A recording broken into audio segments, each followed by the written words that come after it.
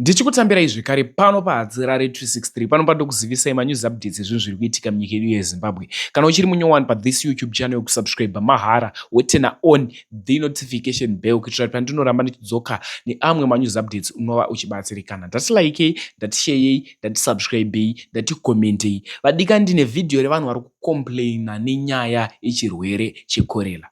Kuti chanetsa charura ende chiri kutipedza.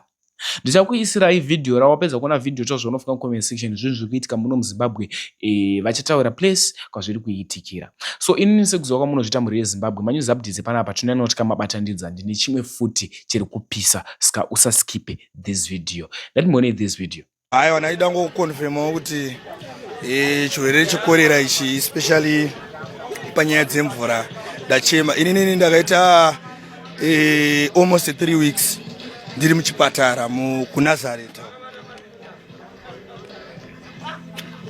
Ndikurwadziwa. Mvura yatinonwa panapa zvakafanana nemambo yaida anotibikira sadza. Mvura yodzongwa kwekuiwana kwekusina. Apa yovane isusu tida kuuya uchitenga pavari. Mvura kwavanenge vakudzwanawo kwacho nenhau yekuti taifunga kuti mabhoho akadhirilwa mvura ichaitawo nyore. Kana vachida kubika sadza rawo mvura unoiwana kana kudzimba dzedu isusu kwatinobva chaiko mvura inenge iri kwekuti unongomuka uchingotora uchingonwa bara hakuna. Saka kwekutotanga kumba kwacho mvura tangonwa patepi isiri kunyatsoseviswa zvakanaka isiri kuuya torwara toya kumasadza acho kwatinotenga kunoko mambo yedu hana mvura tavangoyakewo zvokuti basa rifambe mvura ene tangoswera tichingonwa ma5 lita. Saka mukudaro imomo ndakarwadziwa kurwara ndaenda kuNazareth ndadii my expenses mai.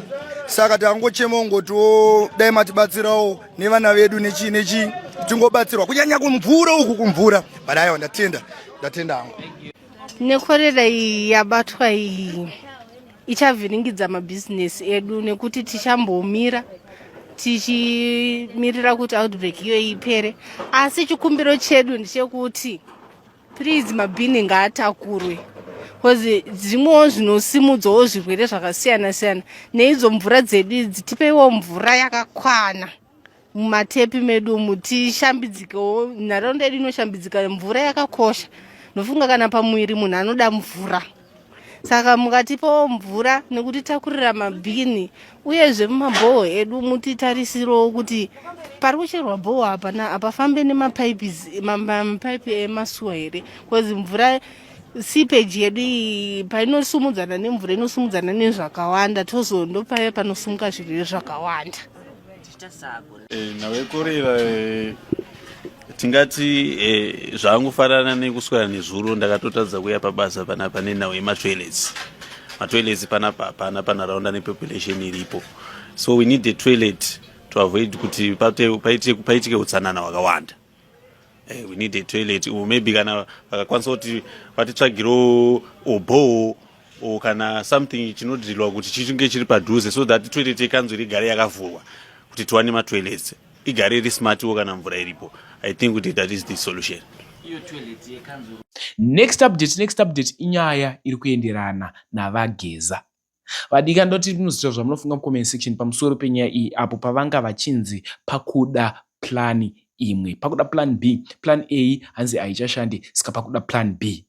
Doti muone video mapedza kuona video mutaura zvamunofunga mucomment section. Ini sahatirari ndiri pakutsvaga nyaya dzezvinhu zviri kuitika munyika yedu yeZimbabwe. Nguva nenguva hapana chekumirira ndichitenda zvikuru nesapoti yamunopa pano pathis YouTube channel. Mavideos muri kumaonera muri kopi. Much love.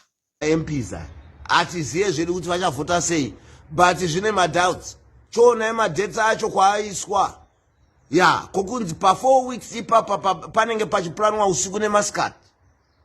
Ya, outcome yacho kumunangwa anenge achinowina futi impeachment iyo anoramba aripo. Saka azvisenze.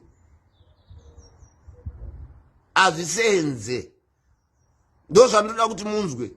Tiri kukumbira ageza apa kuti vaite plan B. Vanhu vanofanira kudzokera muroad kusvikira munhu abva. Hapana kwatiri kuenda. Toonai macheki ari kusainwa everywhere. Nevana vake nemukadzi wake. Patinozopera 2 months nyika inenge yapapi nyika iri kunyura day and night. Ya, ndo zvandoda kuti munzwe kweswa muri ikoko. toita sei patasvika apa hapasimudzika apa neimpeachment apa impeachment ichanonoka 4 weeks pamberi penyika pane benzi isi taitoda kuti riende 2017 kuma 2007 kwarakatora ikoko ndokwataida kuti risiye basa ikoko kwese kwakuenda mberi uko hapana chiri kubuda kane vanhu ava